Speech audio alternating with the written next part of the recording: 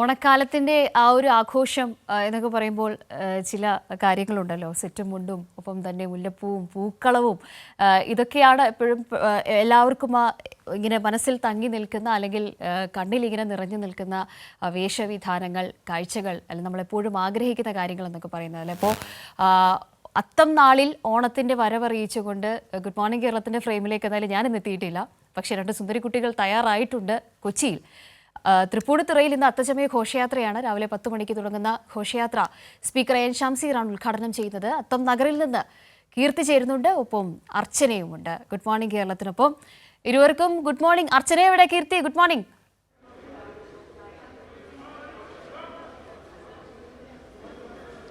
Good morning Kavya. Archana എവിടെ?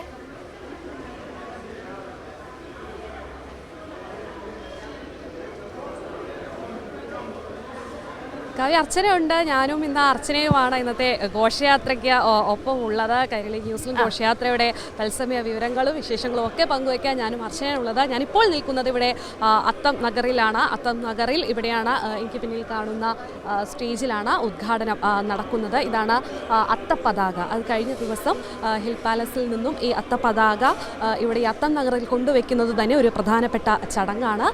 അങ്ങനെ ഈ കഴിഞ്ഞ ദിവസം ഇന്നലെ വൈകുന്നേരത്തോടു കൂടി തന്നെ ഈ അത്തപ്പതാക ഇവിടെ ഈ അത്തം നഗറിൽ കൊണ്ടുവന്ന് വെച്ചു. ഇന്ന് രാവിലെ അതായത് 9 മണിക്ക് എൻ ഷംസീർ ഉദ്ഘാടനം ചെയ്യും. ഈ ഘോഷയാത്ര, അത്തച്ചമയ ഘോഷയാത്ര ഉദ്ഘാടനം ചെയ്യും. അത് 10 മണിയോടുകൂടി തന്നെ ഘോഷയാത്ര തുടങ്ങും. ഹൈബീഡൻ MP ആയിരിക്കും ഘോഷയാത്ര ഫ്ലാഗ് ഓഫ് ചെയ്യുക. മന്ത്രി പി രാജീവ് ഈ അത്തപ്പതാക ഉയർത്തും. അങ്ങനെയാണ് ഇന്നത്തെ പ്രധാനപ്പെട്ട ചടങ്ങുകൾ. എന്തായാലും മലയാളികൾ ഓണത്തെ വരവേൽക്കാൻ ഒരുങ്ങിക്കഴിഞ്ഞു. ഓണാഘോഷങ്ങൾക്ക് തുടക്കമായി കഴിഞ്ഞു. രാജനഗരി എന്നറിയപ്പെടുന്ന തൃപ്പൂണിത്തുറയിലാണ് അത്തച്ചമയ ഘോഷയാത്ര നടക്കുന്നത്. നമുക്കറിയാം, ഏറെ പ്രസിദ്ധമായ ഒരു ഘോഷയാത്ര തന്നെയാണ് അത്തച്ചമയ ഘോഷയാത്ര. അത് തൃപ്പൂണിത്തുറക്കാരുടെ മാത്രം ഉത്സവമല്ല, നാട് ഒന്നാകെ തന്നെ ആഘോഷിക്കുന്ന ഒന്നാണ് ഈ അത്തച്ചമയ ഘോഷയാത്ര എന്ന് പറയുന്നത്. ഓരോ വർഷവും ഇവിടുത്തെ ഒരുക്കങ്ങളും ആഘോഷങ്ങളും വർദ്ധിച്ചു വരുന്നതായാണ് നമുക്ക് കാണാൻ സാധിക്കുന്നത്.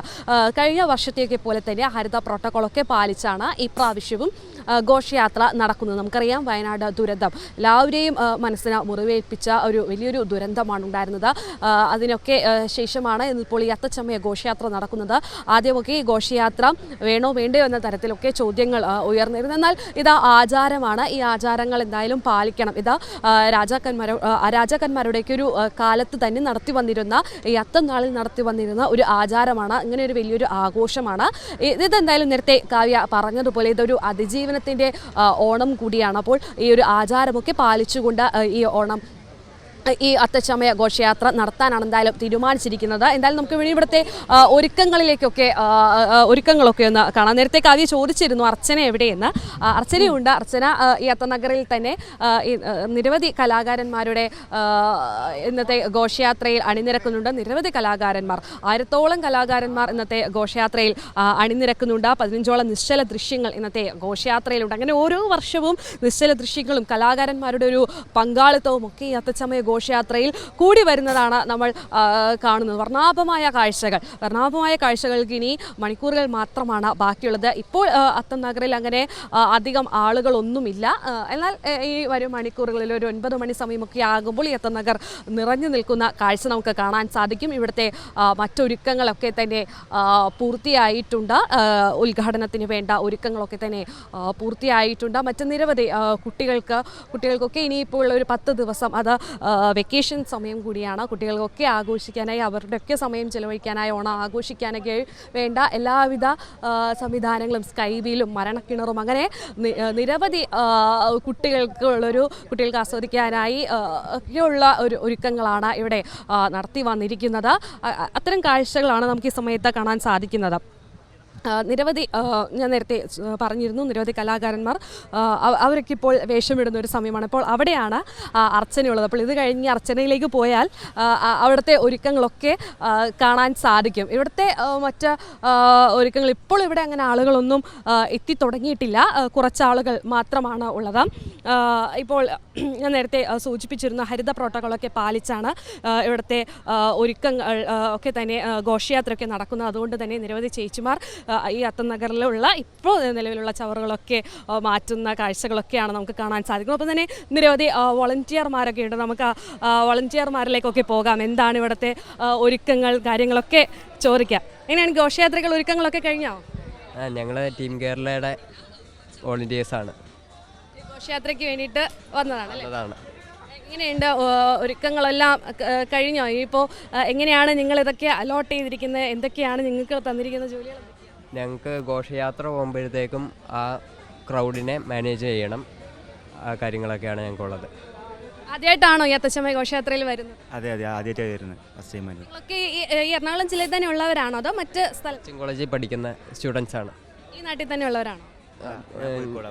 കോഴിക്കോട്. അപ്പോൾ ഇതൊക്കെ ആദ്യത്തെ കാഴ്ചയായിരിക്കും അല്ലേ? അതെ.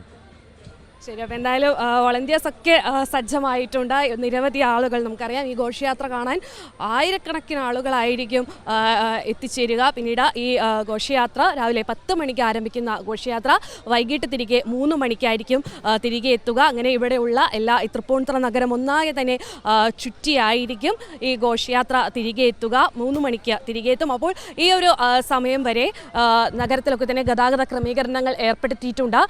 ഓഫീസ് ടൈമാണ്. ഓഫീസ് ടൈമൊക്കെ ആ ഒരു സമയത്ത് ഘോഷയാത്ര ആരംഭിക്കും. അപ്പോൾ അതിന് വേണ്ട എല്ലാവിധ ക്രമീകരണങ്ങളും ഏർപ്പെടുത്തിയിട്ടുണ്ട്. നേരത്തെ ഇവിടുത്തെ വോളണ്ടിയേഴ്സ് പറഞ്ഞതുപോലെ തിരക്ക് നിയന്ത്രിക്കാനാണ് അവരെയൊക്കെ തന്നെ ഇവിടെ സജ്ജമാക്കിയിട്ടുള്ളത്. അവർ അതിന് വേണ്ട കാര്യങ്ങളൊക്കെ ചെയ്യുന്നുണ്ട്. അതിന് വേണ്ട എല്ലാ ഒരുക്കങ്ങളും അവർക്ക് വേണ്ട എല്ലാ നിർദ്ദേശങ്ങളും നൽകിയിട്ടുണ്ടെന്നാണ് പറയുന്നത്. പിന്നെ എല്ലാ വർഷത്തെയും പോലെ തന്നെ ഇന്നത്തെ ഈ ഘോഷയാത്ര കണക്കിലെടുത്ത് ജില്ലാ കളക്ടറുടെ പ്രാദേശിക അവധിയും തൃപ്പൂണിത്തുറ നഗരത്തിൽ പ്രാദേശിക അവധിയും പ്രഖ്യാപിച്ചിട്ടുണ്ട്. ഏതായാലും ഇവിടുത്തെ ഒരുക്കങ്ങളെല്ലാം തന്നെ പൂർത്തിയായി കഴിഞ്ഞു കാവ്യ. ഇനി കുറച്ച് സമയങ്ങൾ കൂടിയേ ബാക്കിയുള്ളൂ. അതിനുശേഷം വർണ്ണാഭമായ ഘോഷയാത്രയ്ക്കായിരിക്കും ഈ രാജനഗരി എന്നറിയപ്പെടുന്ന തൃപ്പൂണിത്തുറയിൽ വർണ്ണാഭമായ ഘോഷയാത്രയ്ക്കായിരിക്കും തുടക്കമാവുക കാവ്യ.